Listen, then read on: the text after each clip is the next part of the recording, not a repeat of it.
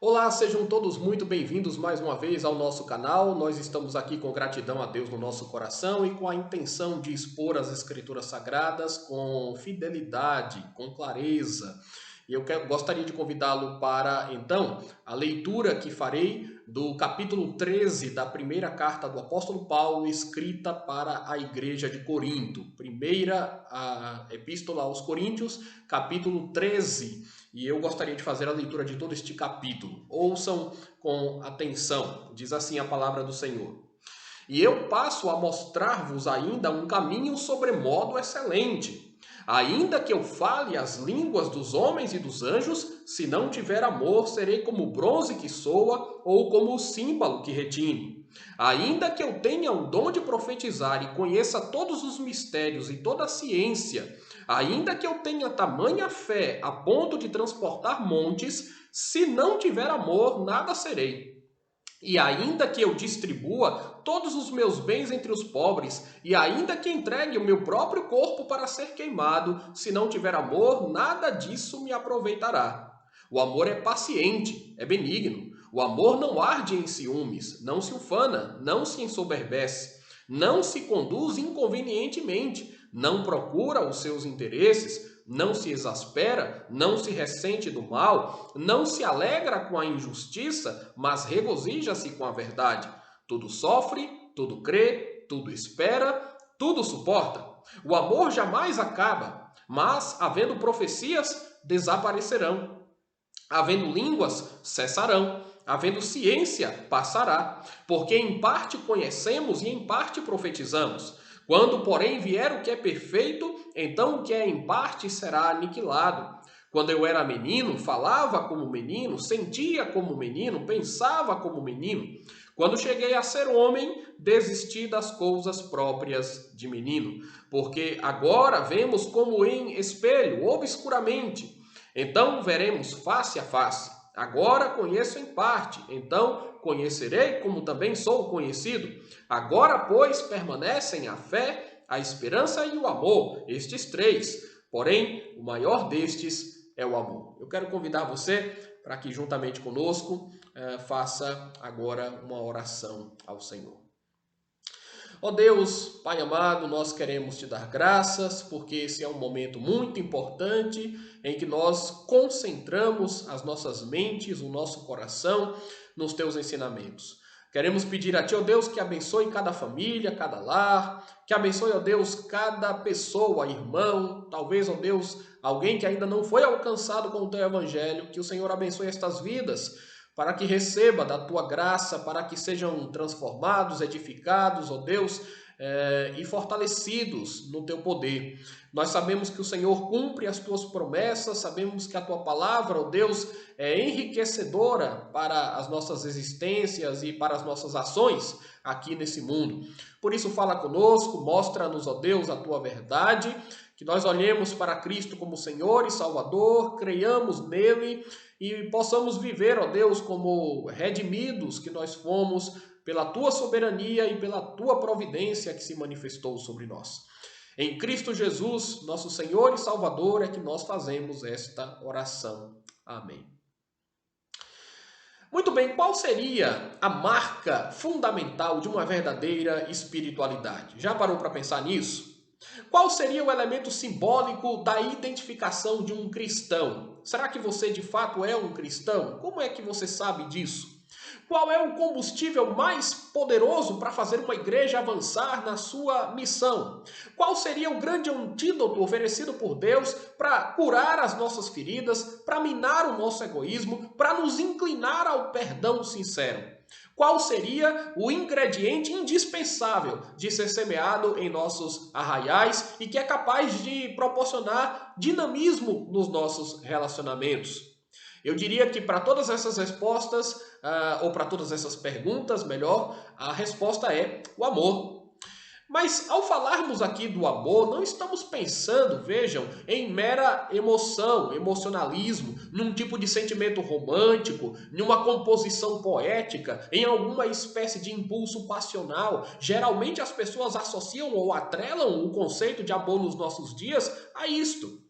Ao falarmos sobre amor, agora, nesse momento, nós queremos enfatizar algo que é muito mais produto da nossa vontade, da nossa decisão pessoal, algo que é concreto, algo que não se atém a uma teoria ou a um desejo interior, mas que se expressa em palavras e em atitudes práticas. O apóstolo João já dizia isso, né? Filhinhos, não amemos de palavras, mas amemos de fato e de verdade. O amor é também, portanto, uma questão de postura, de atitude. O amor que Paulo aqui recomenda para os coríntios é o mesmo amor que a Bíblia inteira recomenda para todos os crentes e para cada um de nós. Esse texto que nós acabamos de ler, como bem sabemos, já serviu de inspiração para muitos artistas. Todavia, observem, é uma peça literária inconfundível, que jamais poderia ser elaborada pela força da abstração humana. Esse texto que nós temos aqui diante de nós é inspirado por Deus, saiu então da mente de Deus, que usou homens como intermediários para transmitir os seus propósitos. Esse texto é uma verdadeira obra-prima celeste. Ele mostra que o amor é o remédio para nós, é o remédio para o rancor e para a inveja. O amor triunfa sobre a maldade. O amor é capaz de restaurar o convívio que outrora esteve estremecido. O amor exalta a verdade e a unidade ao mesmo tempo. O amor está na essência de Deus, de tal forma que, segundo o apóstolo João, quem não ama o seu irmão, a quem vê, não pode sustentar que tem comunhão com o Senhor e será tido como mentiroso. Quem não ama o seu irmão, certamente não ama a Deus. O amor sobre o qual Paulo fala aqui, então, não é um item opcional para um servo de Jesus. Não é um acessório que serve para enfeitar um pouco mais o nosso caráter, que nós usamos ou não usamos de acordo com o nosso bel prazer. Na verdade mesmo, indo mais longe ainda, não existe evangelho sem amor, não existe cristianismo sem amor. Se eu dissesse para você que o amor se extinguiu, que o amor acabou, que ele não pode ser revigorado, então não haveria nenhuma razão para que nós continuássemos professando a nossa fé, ou não havia nenhuma razão para que nós continuássemos agindo como nós agimos, porque, na verdade, nós fazemos as coisas que nós fazemos, nós cremos nas coisas que nós cremos, porque Deus nos amou, e Deus nos leva, então, a um relacionamento de amor entre os santos. Ele nos amou primeiro e agora nós podemos amar uns aos outros. Todo o Evangelho e toda a Escritura se baseia nisso, no fato de que Deus amou o mundo de tal maneira e enviou o seu Filho para que todo aquele que nele crê também não pereça, mas tenha a vida eterna. Deus nos adota em sua família como um ato de amor profundo. Jesus Cristo vai à cruz e recebe o juízo de Deus, mas ali está a demonstração maior e grandiosa do amor de Deus para com os homens. Então, se não é o amor, ou se nós não vivermos de acordo com este amor que está descrito aqui também na Epístola aos Coríntios, então nós estaremos envoltos em uma grande ilusão. A nossa fé seria também algo extremamente frustrante, por assim dizer. Dessa forma, nós percebemos que o nosso texto ele pode ser dividido em 3 partes para ser melhor compreendido. Na primeira delas, nós ressaltamos aqui a grandeza do amor, a importância do amor. O amor ele é destacado aqui pelo autor, pelo apóstolo Paulo, como algo de suprema relevância.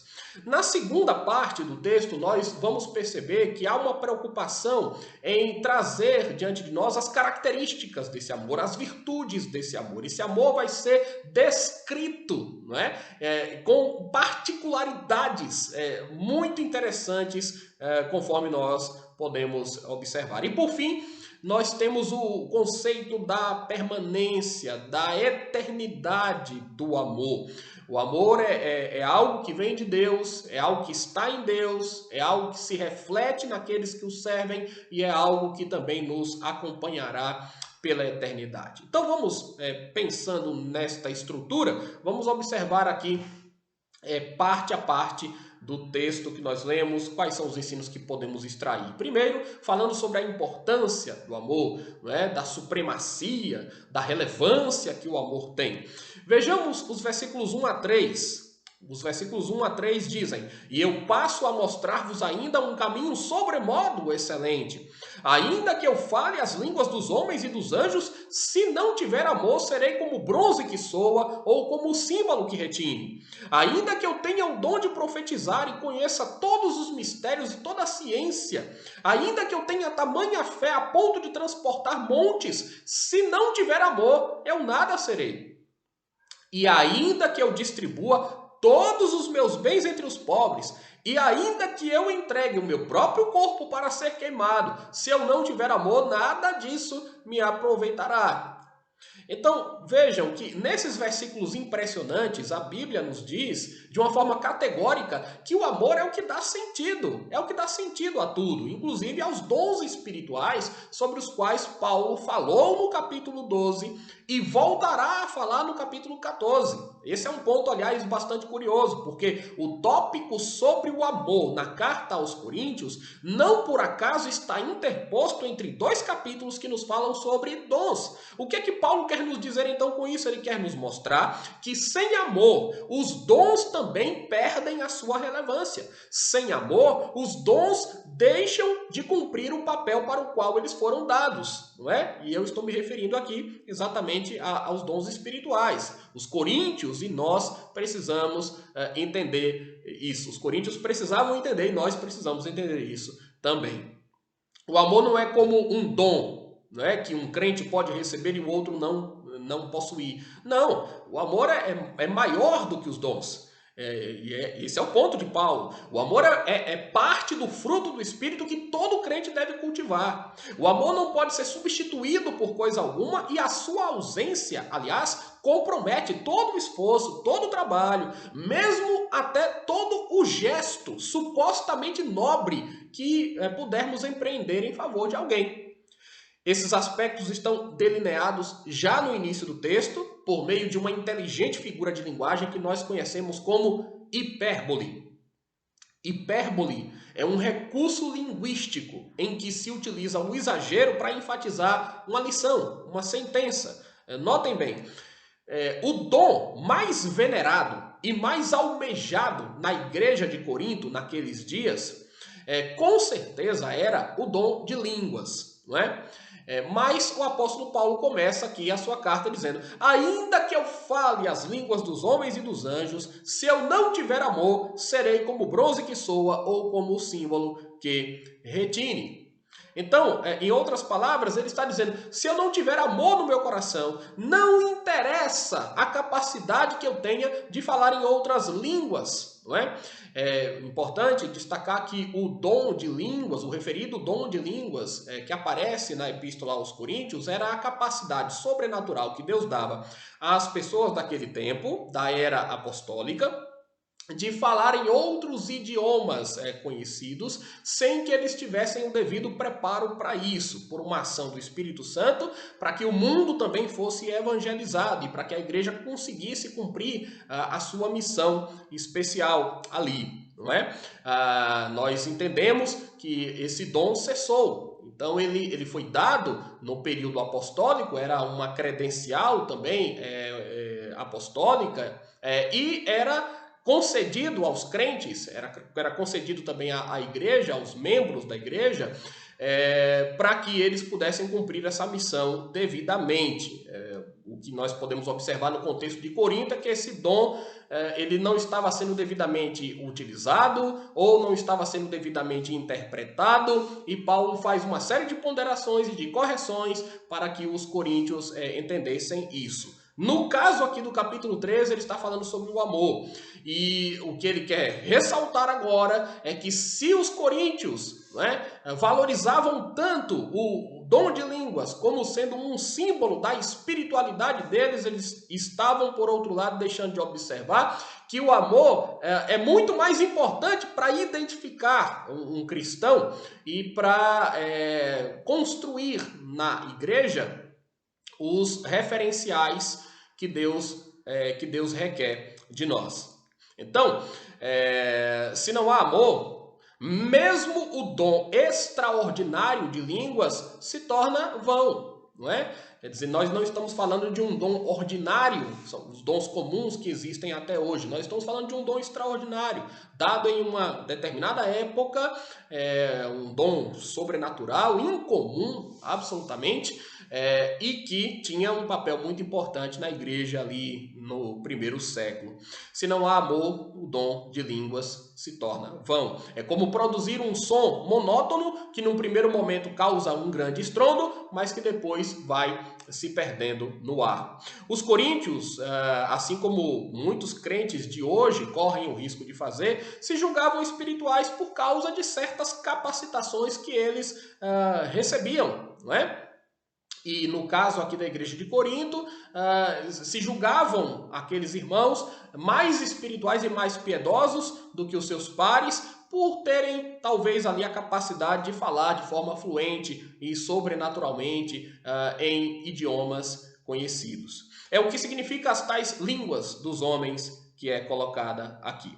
O acréscimo que ele faz e dos anjos, ainda que eu falasse a língua dos homens e dos anjos, o acréscimo dos anjos é apenas parte da hipérbole, aquela figura de exagero que nós já mencionamos e por meio da qual um escritor pretende causar uma grande impressão nos seus leitores. Portanto, quando Paulo fala da língua dos anjos, ele não está se referindo, como pensam alguns irmãos pentecostais, ele não está se referindo a uma forma de comunicação misteriosa que os anjos guardam entre si, e nem muito menos ele está admitindo que aquele arranjo de sílabas incompreensíveis que a gente ouve às vezes, não é? A chamada glossolalia, seja parte do dom de línguas como apregoam certos irmãos. Longe disso. Aliás, quando os anjos aparecem falando qualquer coisa na Bíblia, notem que eles aparecem falando uma linguagem bastante compreensiva, né? Os anjos se dão a entender, eles querem se fazer compreender muito bem. Eles falam de um modo inteligível, porque eles são mensageiros de Deus e eles precisam entregar a mensagem com clareza. Agora, eram nas religiões pagãs da antiguidade que as pessoas, por vezes em transe e embriagadas, falavam coisas sem sentido. É muito importante a gente pensar nisso. A influência pagã era também o que Paulo estava combatendo no contexto de Coríntio, pensando na saúde espiritual dos irmãos daquela igreja. É que como os anjos são seres, em certo sentido, superiores aos homens, eles servem ao propósito que Paulo tem em mente, que é dizer que por mais espiritual que se entenda ser o dom de línguas, mesmo que alguém conheça todos os idiomas possíveis, e até hipoteticamente um idioma celestial, se ele não tiver amor, esse dom para nada aproveita. Então, esse é o tremendo ensino que nós não podemos perder de vista aqui. O nosso foco tem que estar aqui, agora, né? Quer dizer, se não tiver amor, o dom de línguas não serve para nada. Nenhum dom serve para nada. Mas além do dom de línguas, vejam que outros dons os coríntios também valorizavam, supervalorizavam, né? Via de regra, como nós já dissemos, os chamados dons extraordinários, os dons espetaculares, o dom da profecia, né? A operação de milagres, conhecimento, fé. Por isso é que Paulo vai dizer no versículo 2, ainda que eu tenha o dom de profetizar e conheça todos os mistérios e toda a ciência, ainda que eu tenha tamanha fé a ponto de transportar montes, se eu não tiver amor, nada serei. Quer dizer, mesmo que uma igreja seja detentora de todos os dons, inclusive os dons mais incríveis e notórios, e mesmo que eles sejam exercidos no maior grau imaginável, de modo que todos os crentes falem todas as línguas, conheçam todos os mistérios, desafiem as leis naturais, fazendo ali montes se moverem ou mares se abrirem. Mesmo que Deus concedesse a nós a condição de, em nome dele, curarmos enfermos, expulsarmos demônios, a verdade aqui, inegável, é que se nós não tivermos amor, seremos como o metal sem vida ou como o eco de um instrumento qualquer. E no versículo 3, ele lembra ainda de ações caridosas que geralmente nós interpretamos como atos de generosidade e sacrifícios pessoais extremos que podem estar relacionados no contexto de outros dons, não é? Então, pessoas generosas podem se dispor a fazerem sacrifícios maiores, mas mesmo assim, se o fizerem sem amor, se o fizerem com propósitos escusos, se o fizerem apenas para serem reconhecidas, enfim, né, nada disso se poderá aproveitar. Por isso que Paulo segue dizendo: ainda que eu distribua todos os meus bens entre os pobres, ainda que eu entregue o meu próprio corpo para ser queimado, né? Ainda que eu faça muita obra de caridade, ainda que eu ajude muita gente carente e necessitada. É isso que ele está falando, né? Ou que eu entregue a minha vida de forma altruísta por alguém, para socorrer alguém, para salvar outra pessoa. Eu posso fazer tudo isso, talvez, de um modo desprovido. Posso fazer tudo isso desprovido de amor. É possível. Paulo disse: se eu não tiver amor, nada disso me aproveitará. Essa fala de Paulo acende uma luz de alerta. Ela demonstra que é possível fazermos muitas coisas boas com ares de piedade, mas com um coração semelhante a uma terra árida, onde o rio do amor não flui. É possível agirmos por motivos interesseiros e pouco amorosos. É possível agirmos para buscarmos glória própria e não a glória de Deus, e não o bem-estar propriamente dos nossos irmãos. Tudo isso é possível, sim, de acontecer, mas os dons não foram dados com esse propósito. Os dons foram dados para o benefício do povo de Deus, para os interesses do reino de Cristo, para unir os irmãos e não para dividir. Os dons devem ser usados, então, em amor. O problema da igreja de Corinto, notem, não era falta de dons. O problema da igreja de Corinto era falta de amor. O problema destacado por Paulo era esse. A igreja de Corinto era rica e era abastada em termos de dons. Havia muito potencial humano ali, mas era uma igreja pobre em termos de amor, pelos exemplos que aparecem na carta. E eles deveriam se corrigir nesse sentido. Não é tão difícil nós encontrarmos igrejas assim também, não é? Com grande potencial humano, com grandes talentos individuais, com pessoas que têm boas ideias, mas lugares onde o amor é escasso e precisa ser aperfeiçoado. Portanto, muitas vezes nós ouvimos falar de avivamentos, né? Nós não precisamos de avivamentos de dons do Espírito, não é? Mas nós precisamos de um avivamento de amor. Isso faria realmente muita diferença. Os dons podem não ser sinais inequívocos e intrínsecos de espiritualidade, mas o amor verdadeiro certamente é. Então, saibamos que, sem amor, os nossos procedimentos mais elogiosos, as nossas palavras mais doces, a nossa religiosidade externa, as nossas habilidades mais admiráveis, o nosso sacrifício mais corajoso, os nossos feitos mais fantásticos, para nada servirão. Diante de Deus, não contarão. Na verdade, tudo isso será um grande desperdício sem amor. E esta é a relevância, é a importância que o amor tem. Diante dessas afirmações, os versos seguintes se revestem de uma preponderância maior, porque do versículo 4 até o versículo 7 o texto nos falará sobre as características do amor. O amor bíblico, ele pode ser descrito em torno de características, de qualificações, né? Então são atributos que este amor certamente contém. Então vamos observar isso, como esse amor tão referendado aqui por Paulo, esse amor supremo aqui, esse amor sublime, como é que ele pode ser definido? Vejam só, se Paulo usou hipérbole nos 3 primeiros versículos, ele agora usa uma outra figura de linguagem que nós conhecemos como personificação. Personificação nada mais é do que atribuir características humanas a algo inanimado, intangível, não é? Algo que não, algo abstrato. Né? Então, o método de Paulo agora consiste em fazer com que os seus destinatários, por um instante, pensem no amor como se fosse uma pessoa. E Paulo passa a adjetivar, a descrever o amor, destacando as qualidades que são reveladas efetivamente por aquele que ama. Notem, estas são características de uma pessoa que tem amor de verdade, amor verdadeiro. Mas a figura de linguagem personificação faz com que Paulo caracterize o amor, como se o amor tomasse atitudes, como se o amor tomasse decisões, né? Como se o amor tivesse inteligência, porque é uma imagem apenas, né? Na verdade, os que amam é que devem praticar estas coisas. Então vamos lá, o apóstolo, ele primeiro vai dizer o que o amor é. Essa é a estratégia dele.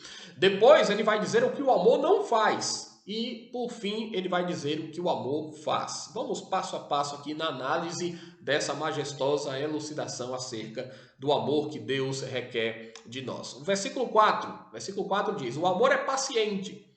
O amor é paciente. Isso implica em que o indivíduo que ama é longânimo. Ele não se irrita com facilidade. Ele sabe suportar ofensas. Ele sabe perdoar os que erram. Ele está pronto para fazer novas tentativas a fim de que as pessoas se redimam. Ele tem paciência, ele é paciente no trato. Segunda questão importante, o amor também é benigno. Ou seja, pratica e reage com bondade. Não maquina e não planeja o mal contra o próximo. Pelo contrário, deseja e luta fervorosamente, com boa vontade, pelo bem e pelo crescimento alheio. O amor não arde em ciúmes. É uma outra forma de dizer que a pessoa que ama não é dominada pela inveja em relação àquilo que os outros têm, em relação àquilo que os outros fazem. Não é alguém que vive apegado a ressentimentos, a mágoas. Não é alguém que se aborrece com o progresso dos outros ou que nunca está satisfeito com aquilo que ele tem. Não é? Porque alguém assim se mostra infeliz, às vezes vingativo, não é? E às vezes por causa do seu ciúme doentio, busca também prejudicar o próximo. Mas o amor não arde em ciúmes. O amor não se ufana. É o equivalente a afirmar que o crente que ama, ou a pessoa que ama, não fica querendo pôr os seus feitos altruístas em evidência, não se vangloria, não conta vantagem. Ele faz as coisas com simplicidade, com discrição, não para ganhar aplausos, reconhecimento, popularidade, porque quem age com amor não age em busca destas coisas primordialmente. Essa característica ela tem estreita ligação com o que vem a seguir, né? O amor não se ensoberbece. Então, quem ama não é arrogante. Quem ama não trata os outros com indiferença. Quem ama não se julga superior. Não se julga superior aos seus irmãos. Não alimenta no seu coração orgulho, jactância. Não se considera mais sábio nem mais espiritual do que ninguém. Não se ufana, não se ensoberbece. Não é? Quem ama é humilde e sabe que tudo que ele tem de positivo ele recebeu das mãos de Deus e ele está então disposto a compartilhar. O amor ainda não se conduz inconvenientemente. Simples. O amor não se comporta de uma forma indecorosa ou indecente. O amor faz tudo com condescendência e pureza dentro e fora da igreja. O amor não faz nada fora do lugar ou em ocasião imprópria. O indivíduo que ama o próximo sempre vai pensar na conveniência do próximo. Ele sempre vai respeitar o próximo, a reputação do próximo. Então a conduta inconveniente certamente será evitada. Então a gente aprende que aquele que ama tem isto também como um elemento norteador, não é? Outra coisa, nós seguimos o texto aqui. E vemos que Paulo intencionava, também com essa expressão, não se conduz inconvenientemente, ele intencionava oferecer um padrão de conduta o mais sensato possível para o próprio ambiente litúrgico, porque lá em Corinto e em muitos círculos evangélicos, até hoje, não é? Algumas pessoas se conduzem inconvenientemente, não pensando na edificação coletiva, mas com os olhos muito voltados apenas para si mesmos, sendo capazes até de peripécias, não é? Estranhas e egocêntricas. Quem ama não pensa só em si, pensa nos outros, certo? Então, por isso, facilmente nós podemos emendar essa ideia com a sequência do texto, que diz que o amor não procura os seus interesses. Ou seja, o amor não fica tentando tirar vantagem de tudo o que faz. O que ama não faz isso. É o oposto, porque o amor se dispõe até mesmo à perda de coisas valiosas em benefício de outrem. O amor não fica reivindicando repetidamente os seus direitos. como algumas pessoas fazem, nem se ergue na base da cobrança insistente, mas se molda no cumprimento diligente dos seus deveres, não tem nem visto o que é propriamente seu, mas considerando em autoestima aqueles que estão à sua volta. O amor não se exaspera. Exasperar significa perder o controle emocional, significa sucumbir diante da provocação de outras pessoas. Quem ama tem equilíbrio, quem ama é moderado, quem ama não está disposto à agressividade, não é hostil, não se melindra, não se ofende gratuitamente, não se ressente do mal. É um outro termo aqui, corresponde a não alimentar rancor, a não ficar computando injustiças possíveis ou supostas injustiças sofridas. Não é? Não ficar fazendo registro de possíveis falhas cometidas pelos outros contra si, de modo que a amargura o corrói dia a dia. E esta amargura se transforma em ódio. E esta amargura traz muitos males. Não é? O versículo 6 declara que o amor não se alegra com a injustiça, mas regozija-se com a verdade, ou seja, é aquele que diante de uma mentira, diante de uma maledicência, diante da condenação de um inocente, diante do triunfo da maldade, do pecado, ele se entristece. Mas quando ele vê a verdade, sobretudo a verdade de Deus, das Escrituras, triunfando, ele se regozija. Ele é íntegro e ele se satisfaz então com aquilo que é reto, com aquilo que é digno. E aí começa a seção do que o amor faz, que está concentrada no versículo 7. Tudo sofre, tudo crê, tudo espera e tudo suporta. Tudo sofre. O amor está disposto a padecer pelo bem dos outros e da causa de Deus, sem esmorecer, sem desistir. Tudo crê. Uma forma autêntica de demonstrar amor pelas pessoas é acreditar nelas, não é? Dar-lhes um voto de confiança, dar-lhes crédito, no mínimo até que se prove, pelo menos, má fé. Má fé por parte dela, não é? Mas devemos suportar, devemos sofrer, devemos crer. Tudo espera aqui significa o amor não se apressa no juízo temerário, ele sabe aguardar o desfecho dos acontecimentos, ele espera sempre o melhor que os outros possam oferecer, ele tem sempre a melhor interpretação possível para os fatos que ocorrem. Ele não está o tempo todo desconfiado, ele espera o melhor dos outros. Tudo suporta. Nós sabemos que o amor autêntico passa por cima de muita coisa por um bem maior. Quem ama é capaz de digerir, não é? Coisas que são desconfortáveis. Ele é capaz de enfrentar aflições, perseguições, até maus tratos.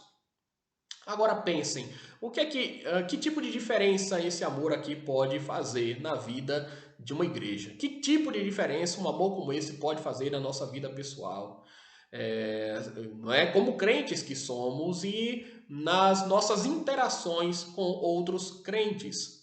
Nós temos aqui na carta de Coríntio alguns problemas, né? Alguns problemas que foram colocados aqui pelo apóstolo Paulo. Este amor devidamente cultivado resolveria grandes problemas. Faria judeus e gentios se relacionarem melhor, faria os crentes mais maduros se relacionarem melhor com os crentes mais imaturos, né? Um ensinaria ao outro, um teria um pouco mais de boa vontade e paciência com o outro. O apóstolo Paulo foi acusado ali por algumas pessoas também, e as acusações contra Paulo seriam evidentemente retiradas, né? Paulo seria reconhecido na sua condição de apóstolo e seria honrado nessa condição. Ninguém faria pouco caso do sofrimento alheio, não é? Os irmãos procurariam resolver os seus problemas entre si e com sabedoria. Vários, talvez, resolveriam aceitar as injustiças pelo bom nome do Evangelho e da causa do Senhor. Não é? Durante a ceia, eles esperariam uns pelos outros, algo que não estava acontecendo. Não é? Então, uma série de benefícios aquele amor poderia trazer para a igreja de Corinto.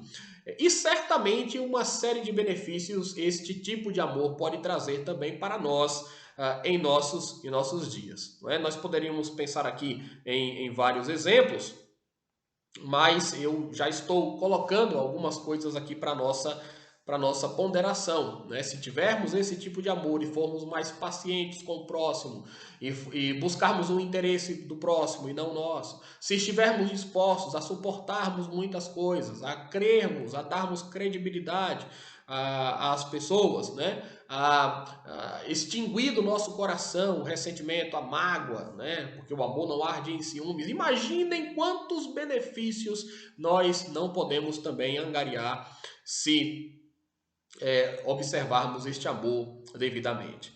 Em terceiro lugar, nós observamos aqui agora, né, que o nosso texto deixou claro a importância do amor, caracterizou esse amor, mas agora ele vai destacar um elemento ímpar que é inerente ao amor cristão, que é a sua perenidade, né? É a sua eternidade. E nós vamos falar um pouco sobre isso agora, considerando o final do texto, os versículos da sequência.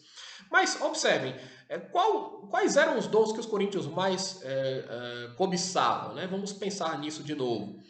Nós poderíamos dizer aqui pelo menos 5 dons, né? Mas o topo era o dom de línguas. Dom de línguas, dom de profecia, né? Discernimento. Eles gostavam destas coisas, né? Talvez se arvoravam na tentativa de supostamente interpretar mistérios, discernir as revelações de Deus, enfim. Se esses eram os dons mais ambicionados por aquela igreja, se eram os dons mais buscados, né? Se eles entendiam que esses dons eram sinônimos de piedade, de espiritualidade, o apóstolo Paulo vai utilizar isso em favor do seu argumento, contrapondo tais dons com o amor do versículo 8, porque ele diz assim: o amor jamais acaba, mas havendo profecias desaparecerão, havendo línguas cessarão, havendo ciência passará. O que é que nós podemos concluir daqui? Que o amor é infindável, nunca deixará de existir, nunca perderá a sua eficácia, nunca perderá a sua validade. O amor existiria mesmo que nós não existíssemos, porque o amor é real já entre as 3 pessoas da Trindade. O amor reside na essência gloriosa do nosso Deus. Por isso que João diz na sua epístola também que Deus é amor. A Bíblia salienta que o nosso Deus nos amou na eternidade antes mesmo de nós sermos criados e que esse amor perdurará para todo sempre, bem como o amor que desde agora já nutrimos pelos nossos irmãos. Já os dons não têm esta natureza. Os dons são todos eles temporários, finitos. Todos os dons serão absorvidos na perfeição do esplendor celestial quando lá na glória estivermos. Daí os versos 9 e 10 salientarem, porque em parte conhecemos e em parte profetizamos. Quando, porém, vier o que é perfeito, então o que é em parte será aniquilado. O contraste é escatológico entre o agora, o hoje, imperfeito, parcial, o momento em que nós estamos e o porvir. Perfeito, completo, quando estivermos na plenitude da presença de Deus. Na teologia se diz que a igreja vive na tensão entre o já e o ainda não. Nós vivemos nesse mundo servindo a Deus em nossas limitações, mas temos no coração a expectativa da era vindoura, quando não haverá mais limitação alguma, porque o que é em parte será aniquilado. Os dons são temporários. Os dons serão extintos quando formos para o céu, quando estivermos no novo céu e na nova terra que Deus recriará. Os dons são apenas para esse tempo, para essa realidade, mas o amor sobreviverá pelos séculos dos séculos. Os dons são apenas para a igreja militante, mas o amor é também para a igreja triunfante. No céu, ninguém precisará mais de dons, porque os dons foram dados para facilitar o nosso trabalho, para ampliar a nossa dinâmica, a nossa interdependência, para promover a nossa unidade, para o amadurecimento dos fiéis, para o nosso crescimento espiritual. Os dons nos foram dados para que, através de nós, outras pessoas sejam convertidas por Deus, para que, através de nós, outras pessoas sejam edificadas por Deus. Dessa forma, se os dons servem a esses propósitos, qual seria o sentido deles na glória celeste? Não teriam sentido, não é? Mas o amor não. O amor tem sentido hoje e sempre. O amor tem sentido desde o princípio, quando inclusive nem tínhamos sido criados. Antes de qualquer coisa. Nós podemos imaginar o céu sem dons, mas nós não podemos imaginar o céu sem amor. O simples fato de nós irmos para lá, de estarmos com Deus na eternidade, é porque Deus nos amou e o seu amor é imutável. Da mesma maneira, o nosso amor uns pelos outros deve se perpetuar. A partir daqui, o que Paulo faz é usar duas imagens que realçam o seu ensinamento. Uma está no versículo 11. É a imagem da criança que cresce, que se desenvolve até alcançar a idade da razão, a idade adulta. Ele diz, quando eu era menino, falava como menino, sentia como menino, pensava como menino. Quando cheguei a ser homem, desisti das coisas próprias de menino. Meus irmãos, quando nós éramos crianças, certamente nós fazíamos uma série de coisas que tinham sentido para nós naquela época. Mas quando nós crescemos, nos tornamos adultos, aquilo que talvez era tão fundamental na infância se torna dispensável, né, ao nos tornarmos homens feitos. Nós vamos crescendo, as crianças vão crescendo e à medida que crescem, as fraldas vão sendo retiradas. Não é? Nós aprendemos a ter controle fisiológico sobre o nosso organismo. Os brinquedos, que eram a nossa maior felicidade, vão ficando para trás. Coisas mais sérias vão surgindo.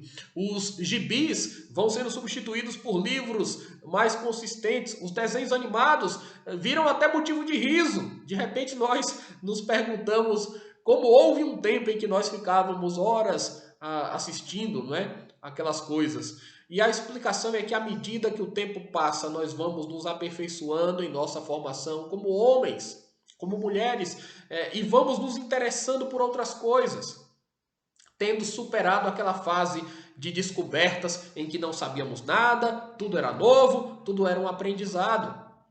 Pense em quando você começou a aprender o alfabeto, talvez, e você hoje, né, possivelmente lê com toda a fluência. Pois bem, o texto diz que enquanto nós somos meninos, precisamos dos dons, mas quando nos tornarmos adultos, nós teremos a fluência nas coisas que o Espírito Santo nos ensinou, balbuciando nesse momento através dos dons. Mas o amor é para todos, para meninos e para homens, e o amor será desfrutado quanto mais evoluirmos, sendo que no porvir o amor será desfrutado de um modo pleno. No verso 12, a mensagem é a mesma, o que muda é a analogia. Né? Paulo diz, porque agora vemos como em um espelho, obscuramente. Então veremos face a face. Agora conheço em parte, então conhecerei como também sou conhecido. Vejam bem, o espelho no mundo antigo era diferente do nosso espelho. Então, quando você ouve essa palavra aqui na Bíblia, quando você lê essa palavra na Bíblia, você tem que entender que o espelho do mundo antigo não era exatamente o nosso. O nosso espelho geralmente um espelho de vidro, não é? É sofisticado, produz uma imagem muito nítida, muito próxima da realidade, mas o espelho no mundo antigo era de um metal polido, meio côncavo, e se produzia uma imagem um tanto quanto embaçada, não é? Desfocada, bem mais distante do real. Então, Paulo diz que o que os crentes têm nessa vida é somente uma ideia. É uma visão um pouco turva, um pouco obscura, sombria, enigmática, de uma imagem que um dia Deus vai reproduzir em nós. O fato é que quando isso acontecer, quando Cristo voltar, quando nós formos transformados, nós já não veremos como se estivéssemos diante de um espelho que nos dá uma noção mínima, parca das coisas, mas nós veremos o Senhor face a face. Então a ideia dele é esta, né? Nós estaremos plenamente na glória celestial, na presença do Senhor, nós o veremos e seremos como Ele é, não haverá mais mistérios para serem desvendados, o dom já terá sido, os dons já terão cumprido o seu papel, não é? Já não terão utilidade, já não haverá o dom de línguas, né? Então Paulo estava falando em uma época em que o dom de línguas estava ali, né? Permeava ainda as igrejas e aquele período, né? Apostólico, mas ele diz, não haverá mais, né? Porque todos se comunicarão e todos se entenderão perfeitamente, né? Nós não teremos diferentes idiomas por assim dizer. Não haverá mais o dom de profecia, porque não existirá necessidade de ninguém pregar para ninguém. Não haverá o dom de milagres ou de cura, porque ninguém ficará doente no céu. Nós estaremos em um mundo perfeito, sem as mazelas do pecado, mas o amor continuará existindo. Nós nunca seremos separados do amor de Deus e nunca o amor de um crente para com o outro sofrerá nenhuma baixa, nenhuma perda, nenhuma diminuição. O texto encerra com a sublime afirmação de que agora permanecem a fé, a esperança e o amor, esses três, porém o maior deles é o amor. Sabem o que por que o texto diz isso? Trazendo aqui uma explicação simples, lá em Hebreus capítulo 11, verso 1, há um versículo que fala ao mesmo tempo da fé e da esperança. Ali nós aprendemos que a fé é a certeza das coisas que se esperam e a convicção de fatos que não se veem. Mas quando nós estivermos com Jesus, não teremos que esperar mais nada. A nossa fé e a nossa esperança se fiam nas promessas de Deus. Mas quando Cristo se manifestar, é porque todas as promessas de Deus terão se concretizado. Logo, a fé e a esperança, sendo a fé a certeza das coisas que se esperam, também já terão cumprido a sua finalidade. Todavia, o amor não tem um limite no qual a sua missão pode se dar por encerrada. Por isso, o amor é mais importante do que a fé, é mais importante do que a esperança, é mais importante do que todos os dons de Deus. Se existe algo no que nós deveríamos concentrar as nossas atenções na igreja, para que nos tornemos melhores como igreja de Cristo, este algo é o amor. Vejam como os coríntios estavam sendo tolos e vejam como nós também muitas vezes o somos. Damos prioridades a tantas outras coisas, mas nos esquecemos que o amor é o que há de mais crucial. Fazemos, por vezes, análises superficiais. Achamos que a igreja vai bem se ela estiver crescendo numericamente, de forma avassaladora. Não necessariamente, pode ser que sim. Né? Se Deus estiver trazendo um grande despertamento e usando a sua igreja para atrair muitas pessoas, mas fazemos uma avaliação baseada em números pragmáticos. Por vezes fazemos isso. Por vezes achamos que a igreja vai bem se o nosso calendário anual estiver repleto de muitas programações. Não necessariamente de novo. Tá? Pode ser que essas programações sejam de muita qualidade, muito importantes, mas às vezes são apenas números, né? Quantidade. Achamos que a igreja vai bem se ela fizer um bom trabalho de marketing. Achamos que a igreja vai bem se ela estiver bem administrada ou com o seu caixa, né, bem cuidado. Alguns acham que a igreja também vai bem se nela se puder ver manifestações visíveis do poder sobrenatural. Né? E uma igreja onde o sobrenatural não se manifesta diante dos olhos daqueles que a frequentam é julgada como sendo uma igreja fria. Não é? E esse é um julgamento totalmente equivocado, biblicamente sem nenhum sentido. Mas os homens fazem esse juízo muitas vezes. Muitas dessas coisas, como nós mencionamos aqui, podem até ser tidas como válidas, mas poucos talvez são aqueles que vão destacar. O artigo mais importante para que a igreja vá bem é o amor. O artigo mais importante para que a igreja vá bem, pense nisso, é o amor. Importa que, como crentes, amemos a Deus e amemos uns aos outros. Que Deus faça o seu amor, o seu precioso amor, prevalecer entre nós. Que Deus te abençoe.